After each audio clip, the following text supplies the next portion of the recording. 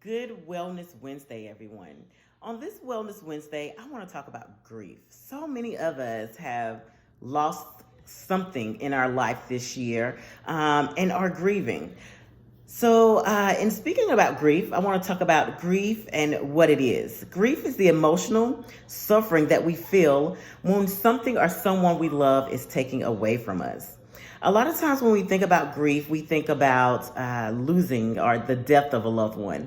But grief can entail loss of health, loss of a job, losing a pet, a miscarriage, loss of a relationship.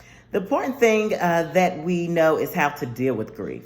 So the first step in dealing with grief is acknowledging your pain. That's important. We can't ignore our pain. It's important. We must acknowledge it. We must realize that going through grief, it's an emotional roller coaster. We're going to go through so many emotions, and it's okay.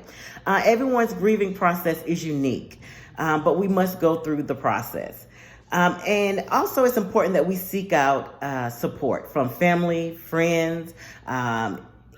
It's okay to also go see a therapist or speak with a counselor as well. It's important that we realize the difference between grief and depression.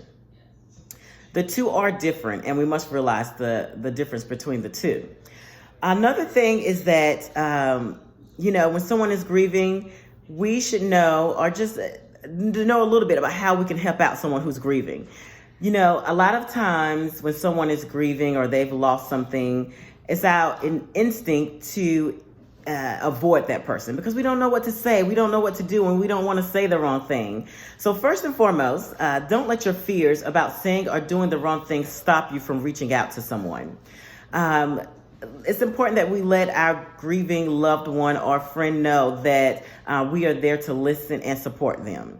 Again, we must understand that everyone grieves differently. So as your loved one is going through the grieving process, realize that they will grieve differently from maybe what you expect. It may take them longer to go through the process than what you initially thought that it would take them to go through. We can offer to help them, such as if it's just picking up an item from the grocery store, if it is cooking something and then just taking it there. If it's just there to listen to them.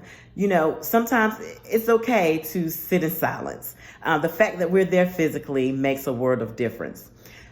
A lot of times, especially when it is dealing with the death of a loved one, in the beginning or when someone first passes away, there's so much support that's offered to someone. But then after the service, after the funeral, everyone goes back to their daily life, and that individual is still there struggling to go back to their normal life without their loved one. So it's important that we maintain the support to someone after the service and the funeral, to keep checking in on them, to see about their well-being. But there's so many different aspects to grieving. Important thing is that we know the initial steps of how to help someone who's grieving, and we know the initial steps of how to help ourselves and the support that's out there when we are grieving. But that is all I have on this Wellness Wednesday. Be great and have a great day.